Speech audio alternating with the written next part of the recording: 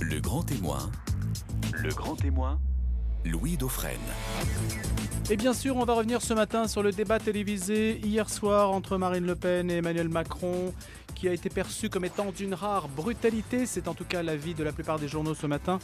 Un débat jugé également confus par la presse.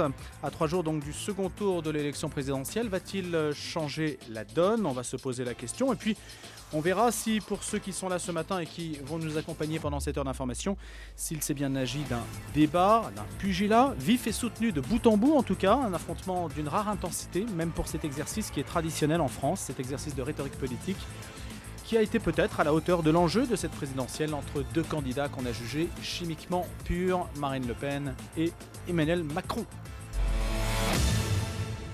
Et pour en parler, j'ai réuni 3 personnes qui ne sont pas journalistes, justement. J'ai voulu un petit peu casser les codes pour commenter ce débat éminemment journalistique, même si les 2 animateurs hier soir étaient assez discrets. C'était aussi le principe de ce rendez-vous. Alors pour en parler, Malika Sorel-Sutter, François Bert et Virginie Tellen. Bonjour à tous les 3. Bonjour. Bonjour. Virginie Tellen, alias Brigitte Bardot, bien sûr, déléguée générale de l'Avenir pour tous. Et puis Malika Sorel-Sutter, conseillère de François Fillon, et François Bert qui est dans les ressources humaines, qui analyse les discours politiques. Alors peut-être déjà une première impression générale. Virginie, alias Brigitte Bardot. Eh bien écoutez, je crois qu'on a effectivement assisté à quelque chose de très divertissant et de très novateur dans le cadre de la campagne présidentielle. Mais je dois dire que finalement ça s'inscrivait dans tout ce qu'on a vécu depuis déjà 3 mois, dans la violence, dans l'invective, dans la difficulté à prendre en considération ce que moi je crois représenter, c'est-à-dire l'électeur, le citoyen. C'était compliqué. Mais par ailleurs, on était quand même au spectacle. C'est sur les jeux du cirque. C'est ça qui m'inquiète le plus, si vous voulez. C'est que je ne sais pas si on élit un président ou finalement 2 types de comédiens qui s'envoient leur personnalité au visage, enfin les uns à la face de l'autre. Où sont les programmes dans tout ça ? Voilà. C'est votre interrogation ce matin ? Oui, enfin, voilà, ça n'a pas clarifié. Enfin, si, plutôt, on a vraiment vu 2 types totalement différents. C'est un mot qui a été employé hier d'ailleurs, clarification par Marine Le Pen. Oui, c'est vrai qu'on a vu 2 visions totales de la place de la France dans le monde et de ce que devait faire la France et ce qu'on allait faire pour les Français. Et c'est tellement radical, c'est ça, différent, qu'effectivement, au milieu, on se sent un peu déchiré. Voilà. Malika Sorel. Ce débat, c'est exactement ce qui avait été prévu par la plupart des médias, c'est-à-dire que cette élection, comme j'ai eu l'occasion déjà de le dire et je le répète, a été volée aux Français. Nous n'avons absolument pas pu débattre du fond et du projet de société.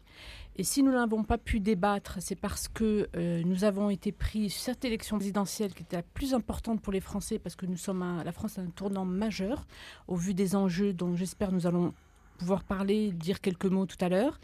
Ça a été voulu. Ça a été voulu par une majorité de médias qui avaient déjà choisi qui serait le président de la République. En réalité, nous n'avons pas eu d'élection présidentielle. Moins d'un Français sur 3, selon les sondages, est satisfait de l'affiche Le Pen-Macron. On l'a vu hier. C'est extrêmement préoccupant. Ça veut dire que le candidat qui va être élu, c'est-à-dire M. Macron, et si vous regardez le soir du dimanche 23 avril, il a fêté son triomphe. Et ça, on l'a occulté aux Français. Les médias sont bien gardés de dire que c'était une élection à 1 tour et non pas en 2 tours. Parce que François Fillon a dit qu'il voterait pour lui ? François Fillon a dit à titre personnel « je voterai pour lui ». Mais c'est très important que ses électeurs entendent la suite qui a été soigneusement occultée par les médias. Et la suite était la suivante. Il a dit exactement ces termes. J'étais dans la salle au moment où il prononçait son discours. Il a dit « il vous revient en conscience de réfléchir à ce qu'il y a de mieux pour votre pays et pour vos enfants. Donc il a laissé libre ses électeurs. Et ça, il faut absolument que les gens l'entendent. C'est une élection qui est très difficile. Ce n'est pas une consigne de vote, donc. Ce n'est absolument pas une consigne de vote. À titre personnel, il vote pour Macron, il l'a dit. Et moi, j'ai regretté, je lui ai dit qu'il le dise parce que c'était brutal pour nous, ce que nous avons vécu. Nous avons vu en direct le fait qu'il a été empêché de faire l'élection présidentielle. Il a dit lui-même, certaines affaires sont sorties. Alors, ce qu'il a fait était légal et pas illégal. Et ça sera tranché par la justice. Il a toute confiance dans le fait que son honnêteté sera mise en lumière. Et on nous a empêché de faire cette élection avec aujourd'hui un candidat Macron qui est le candidat du parti des médias et qui n'aura strictement aucune légitimité parce que les Français ne le reconnaîtront pas pour une raison très simple. Pour qu'il puisse y avoir adhésion au lendemain du second tour, et là c'est un tour, il faut qu'on ait eu cette campagne présidentielle. Or, elle n'a pas eu lieu. Vous estimez qu'elle n'a pas eu lieu? Même le débat d'hier soir ne signe pas une forme d'affrontement? Non, c'était une mascarade. Louis Dauphren, les sondages l'ont montré, il est déjà élu, Macron. C'est même pas la peine de faire le second tour. Là, on a confirmé hier soir. Ça s'est resserré quand même. Les sondages disent que ça s'est resserré. Non, c'est faire peur parce qu'ils veulent un plébiscite de Macron. Ouais. Donc non seulement ils ont triché avec cette élection, mais en plus, je vais vous donner une image parce qu'elle est importante. Nous étions dans une course de voiture. Et François Fillon a désigné qui? Lui a crevé les pneus de la voiture et maintenant on demande aux Français de venir tous acclamer le vainqueur. Il n'y a aucune course où on se permettrait une telle tricherie.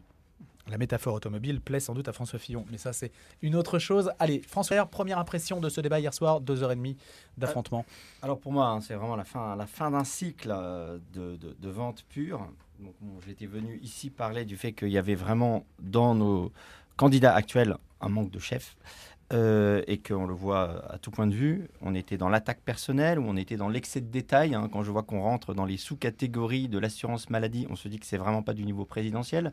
Il y a quand même des ministres qui sont censés être capables d'aller aussi loin. Ça, c'est une tendance qui a caractérisé l'ensemble un peu des débats. Le fait de se perdre, c'est vrai, dans des détails quand même difficiles à appréhender pour le grand public. Soit du petit détail, soit de l'attaque émotionnelle. Ce qui me pose problème, moi, c'est qu'il y a effectivement deux choses clés qu'on n'a pas pu voir. D'une part, effectivement, la personnalité des candidats, puisque la réalité, ça va être ensuite comment les personnes vont aborder les événements à venir. On sait bien que le sujet, c'est pas tant la mise en œuvre d'un programme, parce qu'une grande partie ne va pas l'être, mais la capacité à faire face aux imprévus et à traduire ça en actions concrètes. Et puis la réalité des enjeux clés qu'évoquait Malika, qui sont considérables aujourd'hui, notamment dans le rapport à l'Europe, dans le rapport à la sécurité, etc. Ça a été de manière générale survolé. Et mon enjeu pour moi, c'est, on voit bien qu'on a été dans un show et quelle est la réalité derrière, la gravité de la réalité derrière et comment on l'appréhende. Et le fait est que ça s'est fait toujours par des petites attaques. Moi, je pense juste notamment, là, il y a un point de détail qui est quand même assez révélateur d'un mensonge qui continue à être occulté.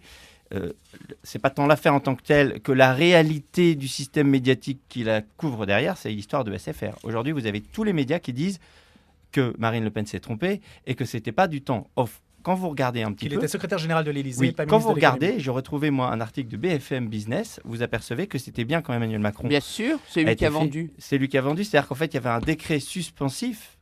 Il y a un décret suspensif qui a été créé par Arnaud Montebourg en mai, après justement cette vente qui devait se faire. Et dès qu'Emmanuel Macron est arrivé au pouvoir, il s'est empressé de rendre possible cette vente. Donc quand vous voyez aujourd'hui l'ensemble des médias, LCI, etc., vous dire Marine Le Pen s'est trompée, Emmanuel Macron a raison, alors que vous avez une archive de BFM TV, c'est quand même assez inquiétant. Voilà. Et, donc ça vous a marqué?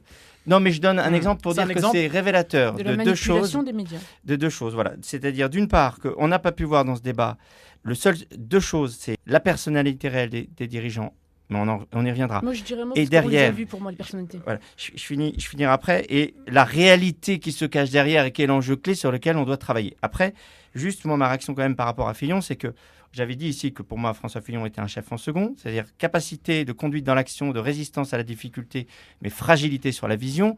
On ne peut pas se plaindre aujourd'hui de dire qu'on nous a crevé les pneus, etc. et dès le lendemain dire je vais voter Fillon. On ne peut pas se faire Macron. respecter des Français, voter Macron. Mais On ne justement, peut pas se faire on va respecter en des parler. Français en disant dès le lendemain, celui qui m'a tout flingué, je me rallie à lui. Parce que dans ce cas-là, on laisse entendre qu'il y a un système, qu'il y a des connexions immédiates, évidentes du système, alors qu'il s'agit précisément d'aborder une situation heurtée comme celle-là en disant Non, c'est pas on ça, va essayer de voir comment on se dépatouille et comment, dans cette situation pourrie qui est la nôtre, on trouve des solutions étape après étape en écoutant la réalité du terrain et en ne se laissant pas embarquer par des ralliements électoraux. François Baird, donc l'ancien légionnaire qui aujourd'hui s'occupe des ressources humaines et des discours politiques. Virginie Tellen, alias Frigide Barjou. Oui. Alors, j'abonde dans votre sens, effectivement. Je crois qu'on a passé ce débat hier devant deux personnes. Encore une fois, je vois plutôt des comédiens qui ont été effectivement désignés pour en arriver là et pour qu'on évacue tout ce qui avait été la véritable demande des Français. Je suis bien placé pour le savoir sur le sujet qui est le mien, c'est-à-dire l'enfant, la filiation, la famille, qui ont été... Il y a quand même eu une passe d'armes sur le sujet. Oui, mais très faible par rapport à ce que nous attendions. Moi-même, j'avais sorti une lettre ouverte aux candidats en leur reposant bien la problématique qui se pose aujourd'hui face à la mondialisation, c'est-à-dire ce que devient l'être humain qui est mis dans le commerce dès sa fécondation, dès sa conception. Et la PMA, excusez-moi, n'a pas été abordée hier. Et ça, c'est le sujet, c'est le plus important, puisque c'est celui qui, dans le programme de M. Macron, va permettre à chaque personne de s'auto-reproduire. D'aller chercher des gamètes. Mais Marine Le Pen a quand même parlé du commerce de ventre, je crois que c'est l'expression qu'elle a utilisée, et Emmanuel Macron a répondu, il a précisé qu'il était contre la GPA. Oui, Marine Le Pen a dit, en fait, vous n'êtes pas contre parce que vous êtes pour la reconnaissance de l'enfant né à l'étranger. Oui, c'est ça, en substance, c'est ça qui a été dit. Oui, mais là, on se focalise sur une partie du débat et on n'est pas allé à la source, à la racine. La GPA, c'est une forme de PMA. Et on n'en a pas discuté. Enfin, ils n'en ont. Mais il y a beaucoup de sujets dont on n'a absolument pas discuté. Bon. De toute façon, Oui, on a discuté de strictement c'est rien. le primeur. Ce que je veux vous dire, c'est qu'en fait, si on se replace 4 ans et demi en arrière, il s'est passé un soulèvement absolument monumental en France pour demander justement à ce que les êtres humains, la personne humaine, soit considérée différemment par rapport à l'évolution mondiale de sa reproduction. Et ce mouvement a représenté plus de 60% des Français. Et nous avons bien vu que, après un éclatement du mouvement, il s'est structuré vers les partis. Il y a une partie qui allait plutôt vers le Front National. Mais grosso modo, une impasse politique quand même. Oui, et on s'est retrouvé finalement avec des programmes qui reprenaient la demande qui était dans la rue à l'époque, c'est-à-dire qu'on veut rester avec un état civil où un être humain vient de ses géniteurs qui sont ses parents, son père et sa mère. C'était le programme de François Fillon que nous avons soutenu à l'Avenir pour tous et que j'ai soutenu évidemment dans ce fait-là, mais c'est aussi le programme de Mme Le Pen et de M. Dupont-Aignan. Et c'était l'article 87 du programme de Mme Le Pen. Et pour une moindre part, moins bien évoqué, dans le programme de Nicolas Dupont-Aignan qui l'a rejoint. Eh bien ça, hier, on ne l'a pas entendu. Vous comprenez ? C'est ça qui nous a manqué le plus. Encore une fois, c'est le fond du programme. On a évacué M. Fillon derrière des affaires qui ont été... C'est le canard enchaîné quand même, en gros. Et donc les médias, je vous rejoins, madame, les médias qui ont évacué la candidature. Enfin, et pour cause. Oui. Parce que c'était lui qui dérangeait le système en réalité. Absolument, parce que le fond du programme, c'était celui que les Français voulaient depuis 4 ans et demi. Sur nous, ce qui nous importe, la place de la personne humaine et la place de la famille dans la société. Sur beaucoup de sujets, voilà. vous savez. Alors et là, maintenant c'est ça qu'on avait besoin qu'il ne se rallie pas aussi vite. Imaginez le débat hier entre M. Fillon et M. Macron.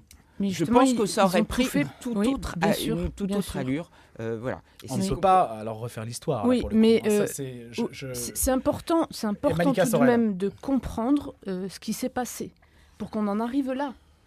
Parce que moi, je considère que ce qui s'est passé lors de cette élection présidentielle va laisser de graves fractures. Nous n'allons pas nous réconcilier. Mais ce n'est pas fini, il y a les législatives. Oui, il y a les législatives, mais en France, le président de la République a une importance. C'est un symbole. Moi, je ne me sens pas rassurée du tout face à Vladimir Poutine, qui est un homme fort, à Donald Trump, qui est un homme imprévisible, ce qui se passe au niveau international. Je ne suis pas du tout rassurée par Emmanuel Macron. Il l'a montré hier, il ne connaît pas un certain nombre de sujets. C'est quand même assez terrifiant ce qui nous arrive. Et nous n'allons pas nous réconcilier alors qu'aujourd'hui la France est vraiment polyfracturée. Donc c'est un problème. Sur le fait que François Fillon ait appelé, pas appelé, vraiment, vous voyez, c'est le matraquage médiatique. Il n'a pas appelé à voter Emmanuel Macron. Je le répète, je vous ai dit tout à l'heure ces phrases exactes, les termes exacts employés. Lui-même a dit je vote Emmanuel Macron. Pour quelle raison ? Ça renseigne sur notre société. Aujourd'hui, et je l'avais écrit il y a quelques mois, même plus d'1 an, dans Le Figaro, contrairement à ce que pensait une partie des Français, ce sont les idées de gauche qui ont triomphé dans la société. C'est pour ça que François Fillon s'est senti obligé de dire ça. Parce que malheur à celui qui ne vote pas pour un candidat de gauche. Regardez ce qui nous arrive depuis dimanche. C'est l'Inquisition. Mais pourquoi se C'est soumettre ? l'Inquisition. Pourquoi se soumettre ? Mais c'est la manipulation des masses. Relisez 1984, George Orwell. Vous ne pouvez pas aujourd'hui, si vous voulez être bien regardé, dire que vous n'allez pas voter Emmanuel Macron. Regardez ce qui s'est passé. Non, mais regardez. Non, mais je parle des masses. Elle termine son propos et on vous retrouve. Je parle des masses. C'est très important de comprendre que les Français se sont laissés manipuler et qu'aujourd'hui, c'est bien la gauche qui a triomphé. Et la preuve. Donc vous dites que François Fillon a eu raison de donner son sentiment personnel en faveur d'Emmanuel Macron. Moi, j'aurais préféré... que la France aurait basculé à gauche. Moi, j'aurais préféré qu'il ne donne pas son sentiment personnel. Ce que nous avons vécu est d'une violence extrême.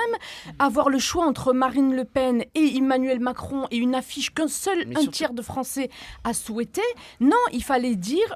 Je ne donne pas de consignes. Regardez ce qu'a fait Jean-Luc Mélenchon. Voilà. J'aurais préféré la position de Jean-Luc Mélenchon qui a pris en compte ce qui est pour beaucoup de Français un traumatisme. Et aujourd'hui, la meilleure démonstration que c'est bien la gauche qui gouverne, parce qu'en réalité, ce que la droite n'a jamais compris. Moi, je suis pancartée, je vais le répéter. Pour moi, je dis droite-gauche parce que c'est pour des commodités de langage, parce que les Français identifient cela ainsi. Mais c'est que les partis de droite ont totalement délaissé la dimension culturelle et éducation, alors que c'est le nerf de la guerre. Et la gauche a infiltré tous les milieux éducatifs, culturels, rue de Grenelle, l'éducation nationale, et les médias depuis très longtemps, absolument. Et c'était l'erreur stratégique. Et on voit bien aujourd'hui le résultat, c'est que ce sont, dans la société, les idées de gauche qui ont triomphé. Tout le monde a le sentiment d'être dans le camp du bien et d'être dans l'ouverture. Lorsqu'il n'y a plus de frontières, que quelqu'un dit « je ne sais même pas lutter contre le terrorisme », etc., et que ça ne choque personne, alors que par ailleurs, l'enjeu principal de la France aujourd'hui, c'est la lutte contre le terrorisme islamique qu'avait bien mis en évidence François Fillon. François Bert. 2 réactions là-dessus. Donc, sur le comportemental, justement, moi j'insiste lourdement sur le fait qu'un chef va se distinguer sur son discernement. Récemment, je faisais une émission sur mon grand-père, le capitaine de Catlino, qui a marqué pas mal d'officiers. Et ce qui était très chouette, c'est que, en relisant ses notes, à un moment d'une difficulté, il met tourner la page et il laisse une page blanche. Il matérialise le silence propre à un chef qui prend le temps de laisser décanter les choses avant de prendre une décision. Il la matérialise. J'aurais aimé que cette page blanche existe auprès de François Fillon pour qu'il aille jusqu'au bout de cette logique comportementale. Il avait marqué des points pendant la primaire parce que précisément, il s'était fait élire non pas sur son discours d'abord, mais sur son comportemental entre des premiers de la classe d'un côté et des vendeurs frelatés de l'autre. Il avait marqué des points au moment du Trocadéro en étant capable de résister à ça. Pourquoi n'a-t-il pas fait ça jusqu'au bout ? Parce que là, justement, il dit... Il y a une victoire idéologique de la gauche, mais je m'y soumets aussitôt. Non, cessons de soumis. En disant je vote Macron, puis, vous savez, il a un mental d'acier. Moi, je l'ai vu. Vous n'auriez pas résisté. Mais là, continuons sur les choses. Il est plus là. Il est plus là. Bon, deuxième chose pour moi. C'est dramatique. C'est plus que triste. Voilà. C'est dramatique pour la France. Deuxième chose, là, je suis tout à fait d'accord avec vous, Malika, c'est que cette victoire idéologique de la gauche, je faisais cette réflexion récemment à beaucoup de gens qui raisonnent systématiquement par étiquette et systématiquement par la peur, justement. Comment pouvez-vous expliquer que quand on dit travail, famille, patrie, on frémit et on se raidit, et quand on dit progrès, démocratie, il n'y a aucun problème. Pourtant, progrès, démocratie a été employé par je ne sais combien de dictatures communistes, sans qu'on songe à leur reprocher de l'avoir galvaudé. Pourquoi faut-il qu'en France, on se serve systématiquement de Vichy pour ne plus aborder des valeurs qui sont somme toute le principal traditionnelles. problème, c'est plus Vichy, que je sache. Voilà. Et en On est fait, plus à cette c'est la époque. parfaite illustration Oui. de ce que, et c'est là d'ailleurs que dans la famille gaulliste, il y a quelque chose qui a été loupé. Et là-dessus, De Gaulle a fait une grave erreur, c'est que en laissant les communistes prendre la culture Absolument, l'éducation. et l'éducation, il a laissé engloutir avec Vichy, non pas un régime provisoire qui a fait des erreurs que l'on connaît, mais il a laissé engloutir avec Vichy les valeurs traditionnelles de la droite, il a laissé se discréditer. Alors ça, on le paye aujourd'hui, estimez-vous. En tout cas, si on doit refaire l'arrière-fond, ainsi que Malika Sorel et François Bert le reconstitué. Virginie Tellen. Bah, bien sûr qu'on le paye. Regardez, c'est ce qu'on a vu encore hier. Parce que ce que vous dites, ces grandes valeurs traditionnelles finalement de droite, celles que nous essayons de défendre aussi. Mais est-ce qu'elles sont de droite, en fait? Enfin, de Elles droite. devraient être de de manière- sens. Non, mais ce que je vais vous C'est le socle de la nation. J'allais vous Exactement. dire, c'est Ben ce oui, qui a ce sont constitué les valeurs le pays. humaines. C'est ce qui a constitué le pays, qui s'est constitué autour de quoi? Quand même autour des valeurs chrétiennes, de l'homme et de la femme. Encore une fois, j'y reviens, parce que pour moi, c'est l'essentiel, la personne humaine, et puis qui a constitué la société autour du régime monarchique, puis ensuite, enfin évidemment, du mariage de l'homme et de la femme. Bon, tout ça, et de l'éducation, de la transmission des parents aux enfants, mais aussi du système éducatif, qui était d'abord celui de l'Église catholique, et puis ensuite qui s'est diversifié. Moi, j'ai trouvé que les deux candidats étaient quand même relativement d'accord sur ce diagnostic hier. C'est vrai, et c'était assez étonnant parce que j'ai trouvé justement qu'Emmanuel Macron, pour le coup, il se rangeait finalement à une vision, on va entre guillemets, plus droitière. Il a reparlé de l'école, il a reparlé de la transmission, et c'est vrai que sur notre sujet de la GPA, j'y reviens, donc c'est-à-dire de la dignité, de la protection de la personne humaine. De ce point de vue, il a même voulu en remontrer à Marine Le Pen. Alors là, j'ai trouvé que c'était quand même assez gonflé, excusez-moi, quand on a Pierre Berger et Jean-Paul Delevoye comme ses principaux soutiens, Delevoye ayant fichu 700 000 pétitions à la poubelle. Voilà. Donc, chaque fois qu'on a un candidat qui est en mesure, enfin chaque fois, depuis Pompidou, on n'en avait pas eu, mais qu'on avait un candidat qui portait ses valeurs, il a été, excusez-moi, escampé par le système. Et ça ne va pas, moi j'appelle nos auditeurs à se réveiller. Eh bien, justement, vous vous réveillez avec Virginie Tellen, Malika Sorel-Sutter et François Bert qu'on va retrouver juste après les infos et l'édito de Gérard Leclerc.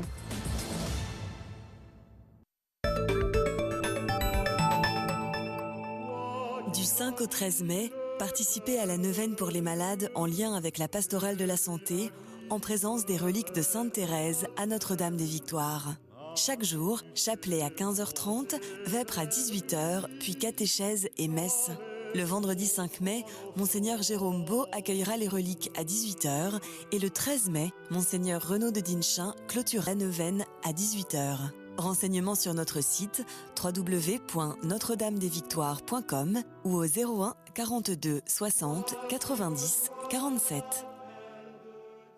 Saviez-vous que depuis le 1er avril, le gouvernement a mis en place une mesure visant à protéger le consommateur contre les arnaques des réparations à domicile? Porte claquée, dépannage.com. Fuite d'eau, dépannage.com. Évier bouché, dépannage.com. Vitre brisée, dépannage.com. Volet roulant bloqué, dépannage.com. Panne électrique, dépannage.com. Dépannage.com, un professionnel de confiance, 7 jours sur 7 pour toutes vos urgences à domicile. Faites-vous dépanner sans vous faire arnaquer. Dépannage.com, dépannage.com. By plombier.com.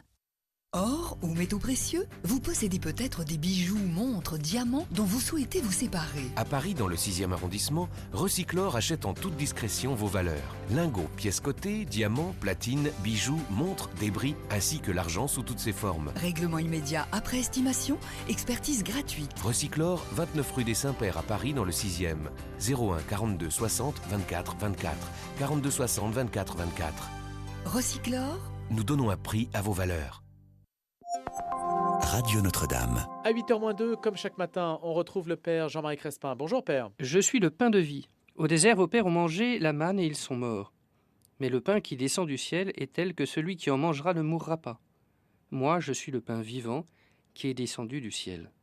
Voici un extrait de l'évangile de ce jour qui manifestement est eucharistique, qui vient nous enseigner sur le sens de l'Eucharistie que nous célébrons le dimanche, mais peut-être aussi que nous célébrons de façon quotidienne. Et nous sommes invités à comprendre que la nourriture que Jésus vient donner à chacun d'entre nous, c'est une nourriture qui vient installer la vie éternelle. Ce n'est pas une perspective de satiété humaine qu'il nous offre, mais c'est une perspective d'éternité. Ceux qui mangent meurent, d'ailleurs comme chacun d'entre nous. Mais en revanche, en nous nourrissant de l'Eucharistie, nous avons déjà quelque chose de l'éternité qui habite en nous. Comprenons que si Jésus est le pain de vie qui vient du ciel, c'est pour nous faire accéder à ce ciel qui nous est promis, c'est l'espérance de la résurrection.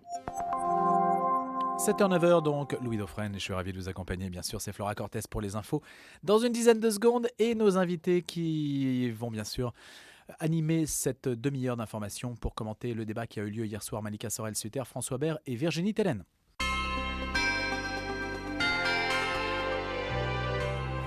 Bonjour à tous, Emmanuel Macron et Marine Le Pen se sont affrontés hier à partir de 21h sur TF1 et France 2 pour l'unique débat avant le second tour de la présidentielle dimanche prochain.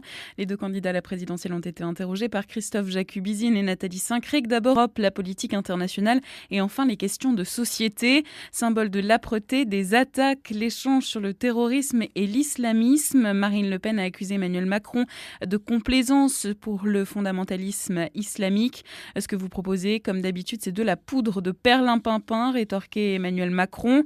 Emmanuel Macron et Marine Le Pen qui se sont aussi livrés hier soir à une virulente passe d'armes sur la sortie de la France de l'euro, s'accusant mutuellement de jouer avec les peurs. Le collectif pour que la Guyane décolle, qui a piloté le mouvement social ayant paralysé la Guyane pendant plus d'un mois, a menacé hier de reprendre les actions sans solution dans les 48 heures aux conflits sociaux à EDF et à l'hôpital de Cayenne. Une partie des grévistes occupe depuis plusieurs jours 2 centres de pilotage du réseau électrique qui organisent des coupures de courant dénoncées par la direction d'EDF qui a porté plainte. Mardi, près de 40% de la Guyane a ainsi été privée d'électricité pendant plusieurs heures. La Commission européenne va mettre un terme en novembre aux dérogations exceptionnelles accordées depuis 2015 aux pays européens confrontés à un fort afflux migratoire pour les contrôles aux frontières internes de l'espace Schengen. Bruxelles estime que dans les 6 mois à venir, l'Allemagne, l'Autriche, le Danemark, la Suède et la Norvège devront mettre fin aux contrôles systématiques à certaines de leurs frontières. Les opposants au président Nicolás Maduro restaient mobilisés hier au Venezuela, encore secoués par des violences dans des manifestations. La vague de mobilisation et de violence depuis début avril ont fait 32 morts selon le dernier bilan du parquet mercredi soir. Hier, des Vénézuéliens ont protesté en particulier contre le projet du président Maduro de convoquer une assemblée constituante, une manœuvre selon l'opposition destinée à repousser les élections et à s'accrocher au pouvoir. La majorité républicaine de la Chambre des représentants des États-Unis votera jeudi soir un projet d'abrogation de la loi emblématique sur la santé de Barack Obama.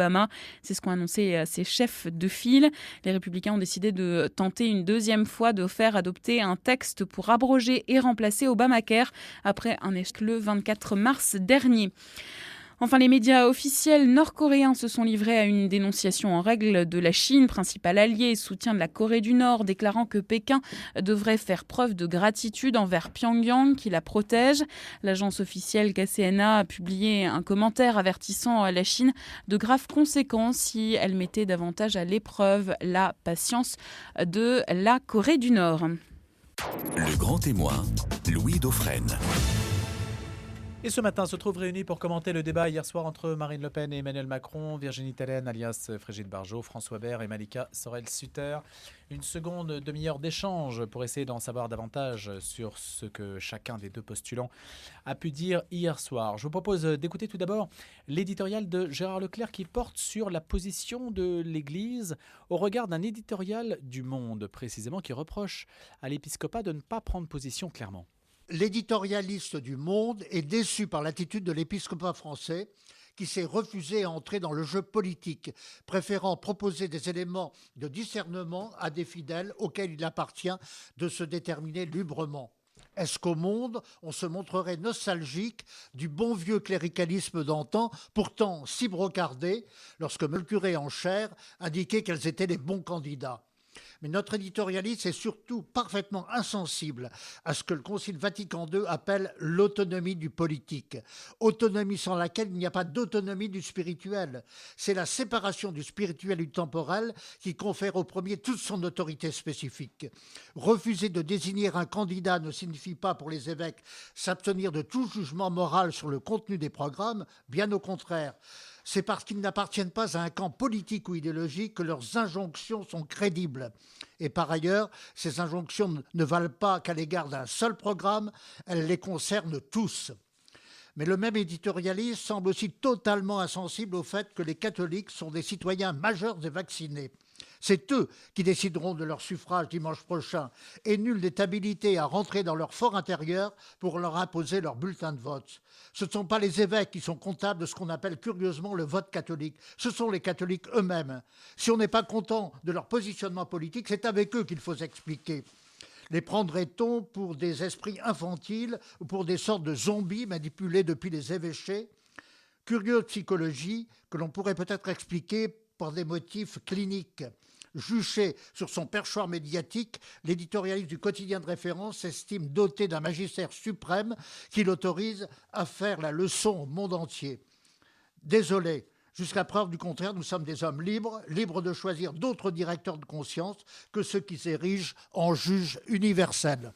Voilà, la liberté de conscience, plaidoyer ce matin donc de Gérard Leclerc. Hier, on n'a pas beaucoup parlé des catholiques, ça c'est indiscutable. En revanche, il y a une séquence, je rebondis là-dessus, et qui a été assez forte sur la question du terrorisme islamique, du fondamentalisme islamique, des liens en particulier d'Emmanuel Macron avec l'UOIF. Ça a été quand même assez ténu, assez sportif sur le sujet, non Malika Sorel ? Non, c'était pas sportif parce que. Ah bon Quand même.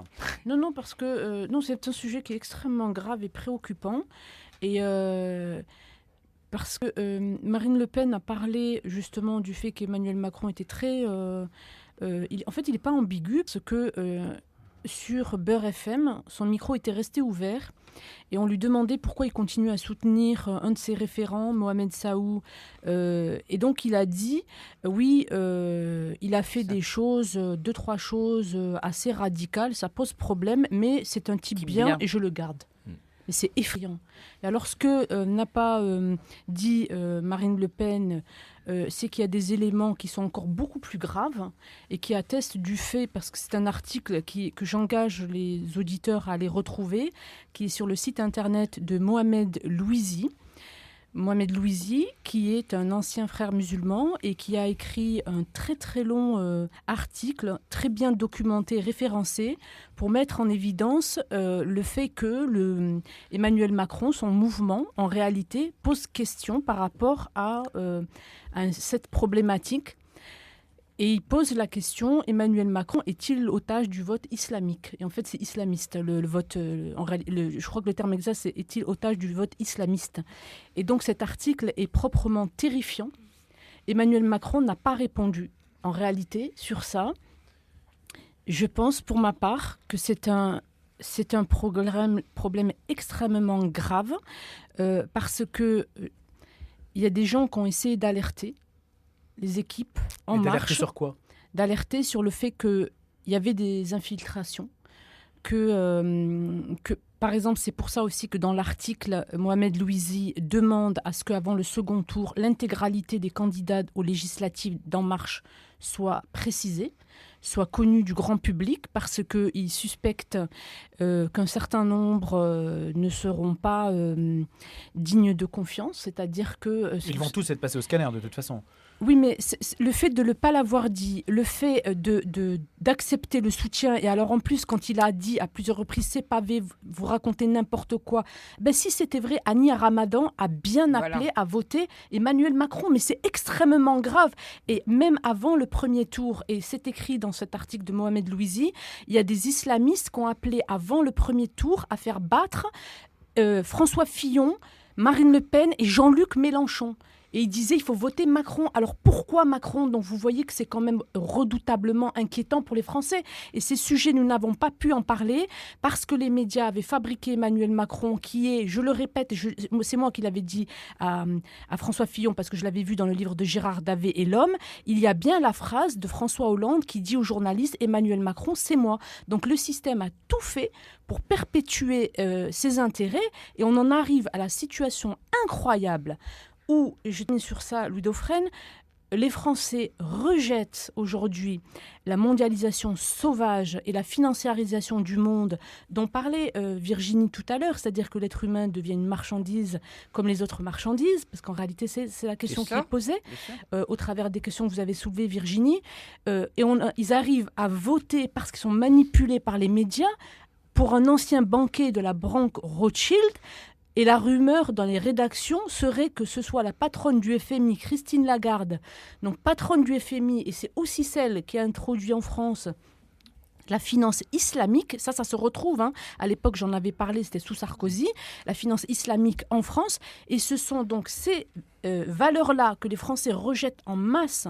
Et donc moi, je comprends la détresse des électeurs de Jean-Luc Mélenchon, etc., sur cette question de mondialisation sauvage, dont nous sommes dans les conséquences, et ils se retrouvent à voter pour l'inverse de ce qu'ils ont voulu. Donc vous voyez bien, absolument, c'est le FMI et les capitaux financiers et les grandes banques, dont Rothschild et Goldman Sachs, qui vont nous gouverner. Alors ça, c'est la séquence, Malika Sorel, c'est la séquence où Marine Le Pen a marqué des points dans le débat, incontestablement. Je crois qu'on peut avoir ce côté... Je ne sais pas si elle a marqué des points, Louis, parce que tout est pipé, excusez-moi du terme. En tout cas, Emmanuel Macron n'a pas semblé opposer une défense très, très sûre sur ce sujet-là. Mais c'est pas qu'il n'a pas opposé de défense, c'est que c'est beaucoup plus grave et préoccupant que ça. Donc moi, j'engage les auditeurs à aller regarder la réalité, l'envers du décor. Et donc, cette terrible révélation de Mohamed Louisi sur En Marche. Virginie Tellen, François Bert, est-ce qu'on peut peut-être, je ne veux pas nécessairement vous faire réagir, mais là on a vu la séquence forte peut-être de Marine Le Pen, est-ce qu'il y a une séquence de ce débat où Emmanuel Macron s'est montré supérieur à sa rivale? Écoutez, Virginie, François. Moi je n'ai pas vu de moment, puisque en fait je n'ai vu que une sorte de punching ball où Marine Le Pen amenait des problèmes, des sujets importants que Malika notamment celui-là vient de rappeler. Et en face, il y avait un technocrate en cravate, énarque, enfin voilà, un homme qui était vraiment issu du système. Ce n'est pas une tare en soi. Non, mais c'était frappant visuellement. Bon, écoutez, j'ai pas spécialement d'affinité avec Marine Le Pen, mais hier, elle avait un côté...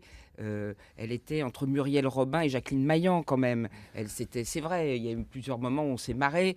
Et en face, il y avait l'homme des dossiers, l'homme du système. C'est elle qui avait des dossiers sous la main. Pas lui. Justement, lui, c'est sans note. C'est ce qu'on voyait. Elle vient avec un peu... Elle a travaillé, elle vient avec ses dossiers. C'est vrai que c'est pas forcément une très bonne image d'ailleurs. Moi, j'ai trouvé ça un petit peu laborieux pour le coup. Mais en face, elle se fait retoquer. Vous êtes mauvaise, vous mentez. Et Malika vient de redire quelque chose qui était juste, qu'elle a annoncé sur l'UEIF. Vous avez dit tout à l'heure sur SFR aussi que c'était finalement juste, alors que tous les médias disent qu'elle a menti. Et sur le chômage aussi. Voilà. Il avait tort, c'est-à-dire que moi j'ai retrouvé des chiffres du chômage 90, 80, 90, 2010. Macron avait tort, donc c'était effectivement mieux avant. Ce que je veux dire, c'est que chaque fois qu'elle annonçait un problème de fond, il disait ça n'est pas ça. C'est vrai, vous êtes indigne, et vous êtes un parasite. Oui. Écoutez, je suis absolument désolée, mais dans ces conditions, effectivement, on ne peut pas aller au bout des sujets et des problèmes. Oui. François Bert. Oui, Emmanuel Macron me fait un peu penser à une sorte de Madoff politique, quoi. C'est-à-dire que tout est lissé, tout est propre, tout paraît effectivement ultra convaincant, comme une superbe courbe. Nous avons tous connu plus ou moins un gérant de patrimoine qui nous promet monts et merveilles sur un investissement. Les graphiques sont parfaits, c'est lisse, c'est net. Et donc on se dit, voilà, on est vraiment idiots. On pourrait dire qu'hier, c'était un peu le combat entre une poissonnière et un consultant en gestion de patrimoine floueur. Voilà. Et donc effectivement, dans le débat, pour répondre à votre question, on a vu une alternance. Des moments où, effectivement, Emmanuel Macron semblait beaucoup plus précis, beaucoup plus calme, structuré. Il y a eu ce flottement largement à l'avantage de Marine Le Pen au moment où on a parlé, effectivement, de la dimension islamique, sécurité, etc., où là, quand même... le mensonge ne pouvait pas être aussi culotté que sur le reste. Mais moi, là où je vais insister, c'est sur cette partie lisse qui convaincra la personne qui voit effectivement une Marine Le Pen très dans l'émotion et qui va aller chercher toute une série de choses, insister lourdement. Et très offensive. Mais le fait est que la phrase anaphorique d'Emmanuel Macron, c'est « vous mentez, vous dites des bêtises ». La réalité, c'est que quand on prend le temps de vérifier, c'est lui qui dit des bêtises et c'est lui qui ment. sur énormément de propositions. Et donc, voilà. C'est un peu notre Alors, Madoff, attention, on réveille. Quoi. Est-ce qu'il n'y a pas, on essaie ce matin de prendre un petit peu la température, est-ce qu'il n'y a pas le fait qu'Emmanuel Macron paraît plus présidentiable dans son attitude, avec cette idée qu'il y a toujours la crédibilité de compétences, qui apparaît davantage que pour une Marine Le Pen qui se retrouve plus dans un combat où elle doit rattraper des points et donc courir un peu derrière le candidat. Écoutez, parce que lui n'a fait aucun appel du pied à un autre électorat, ce que n'a pas fait Marine Le Pen. Ouais. Marine Le Pen a fait un appel du pied aux Insoumis. Aux Insoumis, mais pas à l'électorat de droite, par exemple. Enfin, pas suffisamment de mon point de vue. Mais surtout, écoutez, vous avez quelqu'un qui sort de l'Élysée. Il était à l'Élysée il y a encore combien, un an, même pas. Il sort de l'Élysée. Il a été placé par... en fait, c'est Nicolas Sarkozy, je crois, qui l'avait fait rencontrer Attali, qui l'a fait rentrer à la commission Attali déjà en 2007 ou quelque chose comme ça. Oui, la commission Attali qui recommandait comme solution d'importer encore plus, d'accélérer encore plus les flux migratoires. L'immigration, absolument. Oui. Alors, donc voilà, il a été là, Tragique. il a été secrétaire général de l'Élysée, il a été ministre de l'économie, donc il a mis en place justement toutes ces lois de déconstruction aujourd'hui, de dérégulation du travail et de tout le système social en termes d'emploi. Et il va simplement être reconduit. Voilà, et on nous somme de le reconduire. Pas sur l'indemnité chômage, puisqu'il veut que d'autres professions profitent de l'indemnité chômage, qui n'est pas le cas aujourd'hui. Oui, alors peut-être sur l'indemnité chômage, effectivement, il va revenir un petit peu là pour se faire élire et prendre un peu quand même de voix. Alors si, j'ai vu qu'il avait fait quand même un gros appel du pied aux classes plus modestes, quand même, hier, et notamment aussi en reparlant, comme on l'a dit tout à l'heure, de l'école et de l'éducation. Il voulait une école des savoirs. Alors tout d'un coup, on va réapprendre le français. Enfin, lui, il n'a pas dit le mot français, mais qu'il allait réapprendre des choses de base. Le latin. Oui. Ah oui, le latin. Ah, le latin au collège. Et après, voilà. et c'est magnifique, et de l'autre lui, côté, qui l'a enlevé. Il n'y a pas de culture française. Voilà, il l'a enlevé. Donc le c'est latin que de la et le communication. Bon, c'est que ce de que la je veux dire, vous tragique. comprenez. Alors moi, je mets en garde nos auditeurs. Virginie je termine. Voilà, je mets en garde nos auditeurs. Effectivement, et là, moi, j'étais avec des amis hier. Le côté, il y en a une, elle a jamais été au pouvoir. Elle est dans le parti depuis 40 ans, dont on dit que c'est le diable. Évidemment, ça donne pas envie tout de suite de se dire, elle va être à l'Élysée comme ça. C'est vrai qu'on n'y croit pas spontanément. Mais l'autre, derrière cet aspect que les gens aiment bien carré, bien lissé, bien sorti des grandes écoles, je vous assure que ce qu'il nous propose, c'est une catastrophe par rapport à l'être humain et à la patrie française. Voilà, c'est ça que je vois. Est-ce qu'il y a une phrase qui vous a particulièrement marqué dans ce débat et qui a été une phrase décisive, François Baird ? Moi, j'ai bien aimé la formule nous sommes, nous, pour le pouvoir d'achat, vous pour le pouvoir d'acheter. Oui, ça, c'est très bien. Ouais, voilà, je trouve que cette phrase était... Donc de Marine Le Pen. Voilà, elle a été sans doute préparée. Hein. Mais disons qu'on retrouve cette dualité, c'est-à-dire, encore une fois, vous parliez aussi de posture présidentielle. Bon, il est vrai que Marine Le Pen, pour moi, s'est trop entêtée sur des petits détails, s'est trop mis dans une posture, encore une fois, de bagarre de marché, là où elle aurait mieux fait pour moi de prendre du recul, de prendre de la hauteur, d'insister sur les points capitaux. Et d'ailleurs, quand vous voyez parfois comment certains de ses conseillers développent certains de ces points de manière structurée, vous dites qu'elle a, elle a grillé des cartouches parce qu'elle a mal développé certains points. Après, ce qui est très, très clair, vous parliez de la posture d'Emmanuel Macron. Effectivement, il y a quelque chose, encore une fois, de beaucoup plus sérieux, posé, structuré. Le fait est que la réalité qui se cache derrière, et c'est bien ça qu'il faut aller voir, c'est qu'on a un représentant de commerce d'intérêts qui ne sont pas les siens. Et donc là, c'est là que c'est grave. C'est-à-dire que l'image est bonne, encore une fois, de première apparence. Mais d'une part, on a quelqu'un qui n'est vraiment performant que quand on parle d'économie. Hein. J'entendais hier sur Radio Classique quelqu'un qui disait « Ah oui, il y a des électeurs qui votent encore, pas que pour l'économie. » Je veux dire, mais sans déconner. Vous croyez quoi?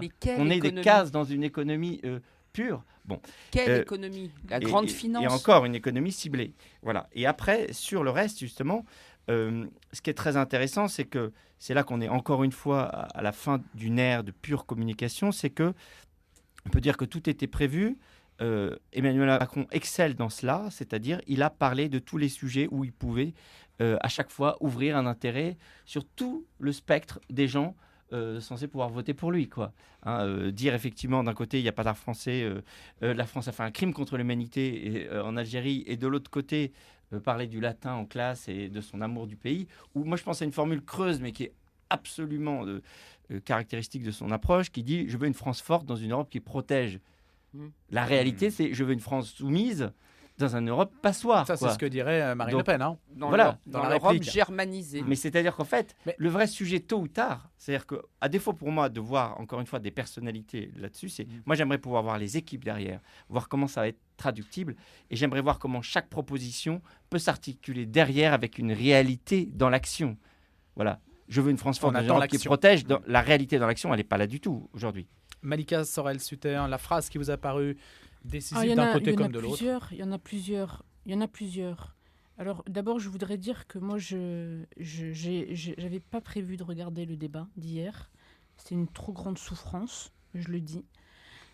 J'ai regardé le débat parce que Louis, j'avais accepté de venir, donc j'étais obligée de regarder le débat. Je vous ai infligé cela. Voilà, je vous pardonne.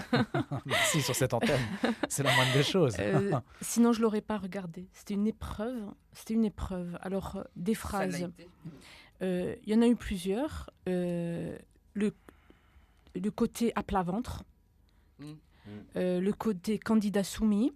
Il y a une phrase que j'ai trouvée très forte, c'est le fait que quel que soit le résultat, mais le résultat est déjà joué, il ne faut pas non plus, pour que les auditeurs comprennent pourquoi je dis ça, c'est que pour que Macron soit battu, c'est-à-dire le candidat des médias soit battu, et qu'on inflige une sévère défaite à ceux qui ont voulu nous imposer, nous priver de notre démocratie, il faudrait que 50% des électeurs de François Fillon vote Marine Le Pen, 40% des électeurs de Mélenchon. Donc c'est impossible, c'est déjà plié. De toute façon, Macron à la rotonde, c'était déjà le Fouquet's, ils avaient déjà fait la fête. Si je peux juste me permettre là quand même, moi j'adore cette phrase de Peggy qui dit demander la victoire et ne pas vouloir se battre, je trouve cela mal élevé.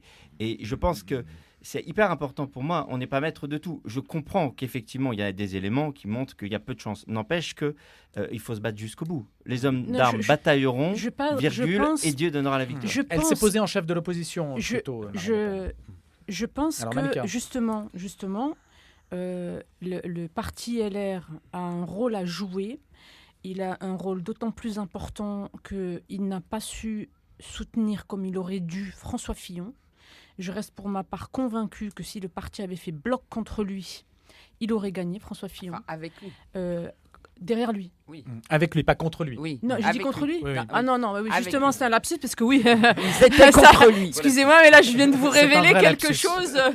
Voilà, c'est un vrai lapsus. Effectivement, il y a beaucoup de gens qui, de l'intérieur de la machine, n'ont absolument pas joué le jeu pour un certain nombre de raisons que l'histoire avec un grand H écrira parce que c'est important de savoir ce qui s'est passé. Donc, non, moi, vous savez, je suis pas non plus, je pars pas battue dans toutes circonstances. Mais voyez-vous, ça fait 10 ans que je dis un certain nombre de choses et pourquoi dites-vous que c'est la dernière élection extrêmement grave. D'abord, il y a les législatives qui sont extrêmement importantes. C'est pour ça aussi que les barons entre guillemets, excusez-moi, je déteste ce mot de baron, mais c'est comme ça, c'est dans le monde politique, c'est comme ça que c'est dit. Doivent gagner les élections. Et pour gagner les élections, il y a une seule possibilité, c'est qu'Emmanuel Macron, qui va être élu, il ne faut pas se voiler la face, il faut qu'il passe avec le score le plus bas possible. Bravo. C'est très important. Vous dire, parce que s'ils gagnent, parce que le matraquage depuis dimanche, c'est le fait qu'ils veulent un plébiscite à la Brejnev, comme ça derrière, c'est mécanique, il va y avoir le fait que les gens vont se mobiliser pour lui donner une majorité présidentielle, et donc derrière, l'Assemblée nationale sera aux couleurs d'En Marche, et ça sera En Marche vers la déconstruction de ce qui reste de la France. Il y aura forcément une amplification législative. Donc il faut faire en sorte que nous n'ayons plus ça, que l'Assemblée nationale soit pas... La phrase qui vous a marqué... Je ne suis pas l'héritier, n'arrêtez pas de dire ça, donc c'est qu'il l'est, c'est celui qui dit qui y est, et il est tellement vendeur qu'il est allé jusqu'à dire à la conclusion, lisez mon livre, ça j'étais absolument, je ne sais pas si vous vous souvenez. Ça m'a choqué, moi. Mais enfin il est là, vous n'avez qu'à lire mon livre, et puis il a connu la guerre, enfin bon. Il écrit des livres, mais il n'a pas de culture française. Bon, je termine juste pour dire, écoutez, moi je suis, parce que je pense que c'est les derniers, là, voilà. Oui, il reste 2 minutes. Ah bon, il reste 2 minutes. Mais le plus important, c'est qu'ils n'ont pas abordé, effectivement, on s'est perdu dans des détails, mais on n'a pas abordé le fond des programmes. Et moi, comme j'ai la chance que vous m'invitiez, je voudrais juste dire ce qui n'a pas été dit hier soir au débat sur le programme d'Emmanuel Macron sur sa vision de la famille. Il a été d'une violence pour dénoncer la famille telle que la conçoit Marine Le Pen, c'est-à-dire que c'est la mienne aussi, c'est celle de François Fillon, il n'y a pas de différence, c'est celle de Nicolas Dupont-Aignan. Eh bien, c'est beaucoup de Français. Mais bien sûr, mais de la majorité des Français, encore une fois. Simplement, on ne leur en parle plus dans des termes... Non, on les stigmatise quand absolument. ils en parlent. Petite élite qui s'imagine que c'est représentatif. Pour eux, c'est la famille, pour M. Macron, c'est la tribu, en fait. Il le dit, c'est très important, il le dit dans son programme, que je distribue par tract, tous ceux qui le veulent, il est sur notre site de l'avenirpourtous.fr. La filiation est toujours un engagement, un statut que l'on endosse en se déclarant parent. Eh bien ça, c'est faux. Vous voyez, c'est une inversion totale que M. Macron impose. Il dit que c'est la volonté d'un adulte de devenir le parent d'un enfant. C'est la société du choix. Avec, exactement, avec lequel il n'a aucun lien biologique. On en parlait tout à l'heure parce que c'est le droit des adultes sur l'enfant. Voilà. C'est une formule. Alors d'ailleurs qu'ils disent qu'il ne soit pas l'héritier parce qu'au fait, ça ne lui va pas hériter. Oui, c'est ça. Je termine juste pour dire qu'il y a une proposition extrêmement grave, pour vous dire qu'on va être en dictature. Il luttera contre l'homophobie, en fait, c'est pour imposer la loi. Il est allié, rapidement, Virginie, parce qu'on par arrive à la l'UOIF notamment dans le milieu du travail. En fait, il impose la loi du genre. En multipliant les opérations de contrôle aléatoire, testing et de désignation publique des entreprises fautives. Name and shame. C'est la fracture de la France. Scandaleux. Vous m'entendez? Donc je vous dis, chers auditeurs, mais n'allez pas mettre un pas de consigne de vote. Ne pas mettre de bulletin. Oui, voilà. Non, mais soyez libres. Ce programme. Soyez libres. Allez, on vous remercie justement. On vous remercie pour vos analyses ce matin. Virginie Tellen, Frigide Barjot, donc Avenir pour tous. François Bert qui travaille dans les RH, Edelweiss RH et qui analyse les discours politiques. Et Malika Sorel-Sutter, conseillère de François Fillon. Merci beaucoup à tous les trois de nous avoir gratifié de vos points de vue et de vos réflexions pour analyser donc ce débat qui a eu lieu hier soir. Et je vous retrouve demain pour le grand débat habituel du vendredi. Retrouvez le podcast de cette émission sur le www.radionotre-dame.com. Et à suivre.